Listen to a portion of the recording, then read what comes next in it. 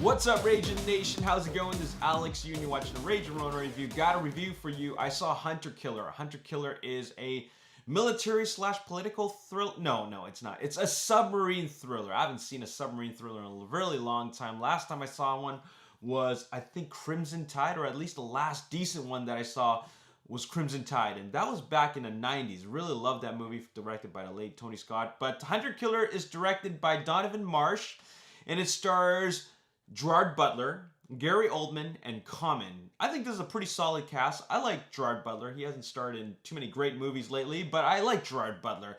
And Gary Oldman is one of my favorite actors of all time. He's actually one of my top 10 favorite actors. And Common is a totally underrated actor. I really like him. He's a great actor. Puts on a really great performance every time I watch him. Anyways, so this is a submarine thriller, and the trailers really got me hooked. I was just watching the trailer, and then I saw how action-packed this movie is. And then when I saw the reviews for it on Rotten Tomatoes, they gave it 30. It had a score of 37%. I was thinking, no way, how bad could it be? And I came out of the movie pleasantly surprised. I actually really liked this movie. I think it was a good film. Maybe not a great film, but it's a good film. And maybe, you know, in today's political climate, I think that people are not really into watching movies like this, but actually, I thought it was a solid action thriller. It was intense. It was exciting. The actors, you know, they put on a decent performance. I don't think that, like, these were, like, great performance in any way. I mean, they have done way better before, but this is not really about that. This is about the action and the situation that these characters put themselves in, and we haven't gotten a decent submarine thriller in a very, very long time. I think this is a good movie.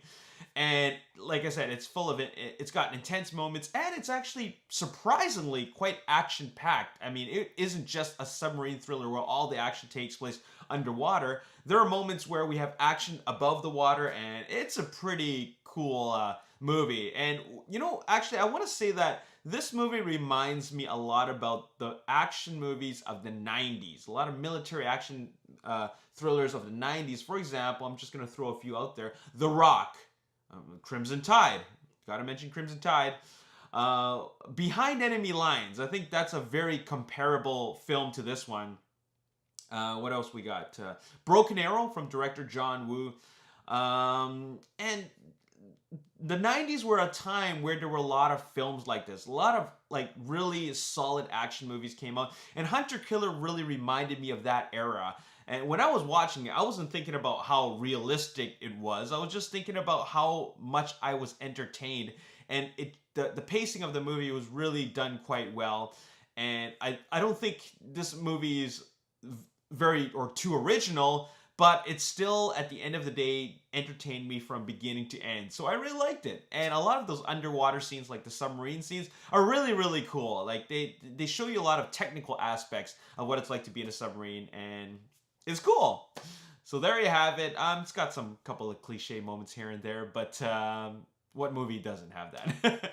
Anyways, I'm going to give this film a 7.5 out of 10. It's a good movie. I think that it deserves a chance, especially if you do like these types of films. It's a decent film. And there you have it. As always, if you enjoyed this review, you want to see more, make sure you hit the like button, subscribe to the YouTube channel, like me on Facebook, The Ragin Nation, also follow me on Twitter, Ragin Nation. My name is Alex. Thanks for watching. See you next time. Peace.